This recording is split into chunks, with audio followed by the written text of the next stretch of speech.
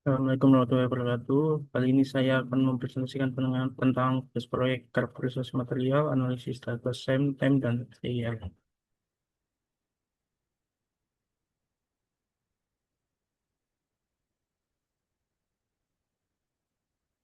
Berikut ini informasi artikelnya.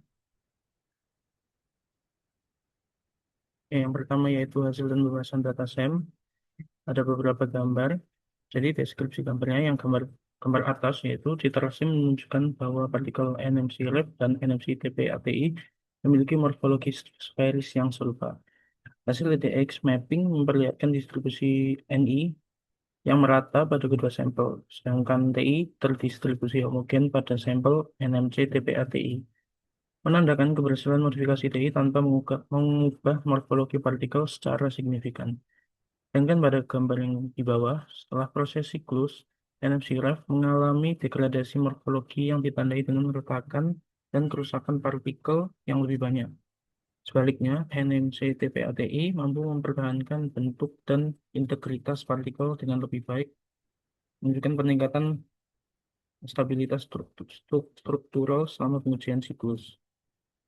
Ada 3 poin analisis, yaitu morfologi partikel hampir identik dengan NMC murni, dengan struktur partikel sekunder berbentuk bola yang konsisten dan tidak ada perbedaan signifikan pada permukaan sekunder partikel. Yang kedua, pemetaan EDS menunjukkan distribusi TI yang merata di seluruh permukaan elektroda yang terlapisi, mengonfirmasi keberhasilan deposisi lapisan TPA-TI. Yang ketiga, poin ketiga, analisis postmortem setelah 180 dan 500 siklus menunjukkan letak permukaan yang lebih sedikit pada sampel terlapisi dibandingkan dengan sampel referensi. Mengindikasikan lapisan pelindung berhasil mengurangi degradasi mekanik. Kedua, ada hasil dan pembahasan data tem. Ada pula deskripsi gambarnya yaitu citra tem penampang lintang menunjukkan bahwa partikel NMC memiliki lapisan permukaan yang seragam dengan ketebalan sekitar 8 nanometer. Lapisan ini terlihat menutupi permukaan partikel NMC secara kontinu, mengindikasikan keberhasilan pembentukan lapisan modifikasi pada material. Keberadaan lapisan tipis tersebut berpotensi berperan sebagai lapisan pelindung yang meningkatkan stabilitas antarmuka dan mengurangi degradasi struktur selama siklus pengisian pengosongan baterai.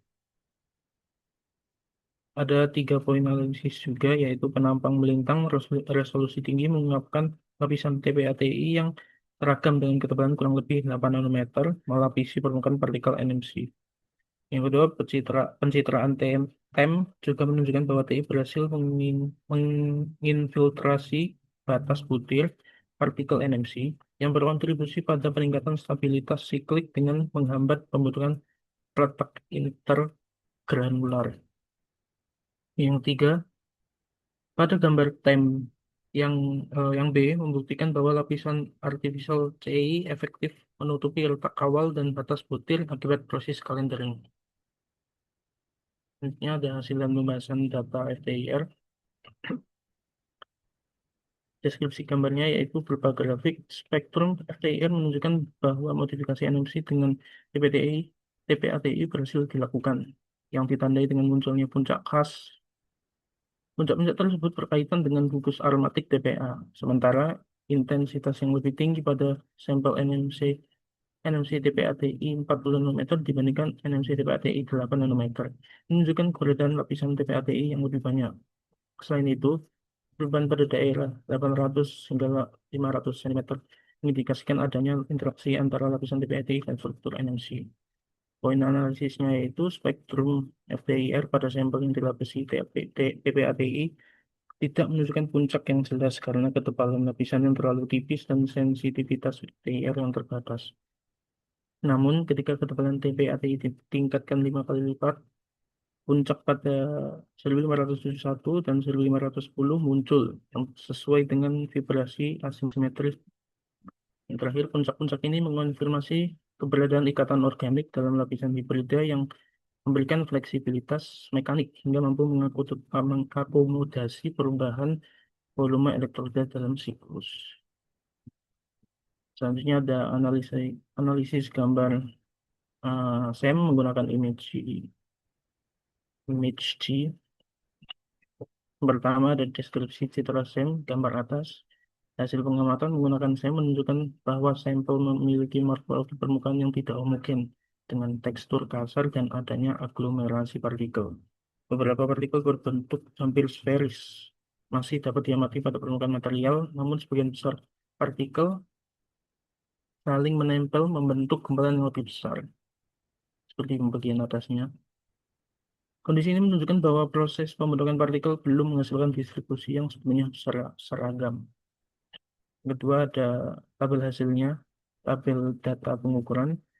Berdasarkan hasil pengukuran ada 13 partikel diperoleh partikel eh, partikel length rata-rata sebesar 6,214 mikrometer dengan standar deviasi 2,122. Ukuran partikel terkecil yaitu 2,395 dan terbesar 9,516. Data ini menunjukkan bahwa partikel berada pada skala mikrometer dengan variasi ukuran yang cukup besar, sehingga distribusi ukuran partikel dapat dikategorikan belum seragam. Yang terakhir ada deskripsi histogram. Histogram distribusi ukuran partikel menunjukkan bahwa sebagian besar partikel berada pada rentang ukuran 5 hingga 8 mikrometer dengan nilai rata-rata sekitar 6,214 mikrometer. Kurva distribusi cenderung mendekati distribusi normal meskipun jumlah partikel yang dianalisis masih terbatas. Gambaran ukuran yang cukup lebar mengindikasikan adanya variasi ukuran partikel yang disebabkan oleh pertumbuhannya partikel yang tidak merata serta kemungkinan terjadinya aglomerasi selama proses sintesis atau preparasi sampel. Berikut ini adalah poin analisisnya.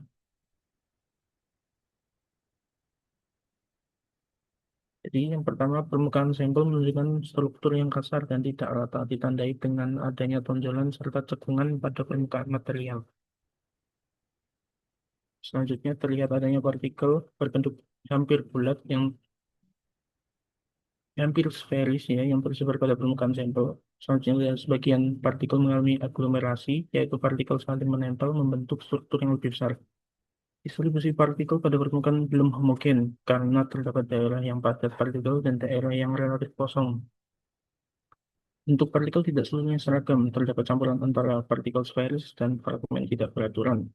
Tidak terlihat adanya crack yang signifikan pada area pengamatan, sehingga struktur permukaan relatif stabil. Ukuran partikel berada pada skala mikrometer, berdasarkan skala pengamatan 10 mikrometer yang tertera pada citra. Struktur permukaan yang kasar menunjukkan kemungkinan luas permukaan spesifik yang lebih tinggi, yang dapat meningkatkan aktivitas absorpsi dan reaktivitas material. Aglomerasi yang terjadi mengindikasikan adanya gaya tarik antar partikel selama proses sintesis, pengeringan, atau preparasi sampel sebelum pengamatan sampel. Variasi bentuk dan ukuran partikel menunjukkan bahwa proses pembentukan partikel berlangsung tidak sepenuhnya seragam, sehingga menghasilkan distribusi ukuran yang cukup lebar. Sekian presentasi dari saya. Terima kasih. Wassalamualaikum warahmatullahi wabarakatuh.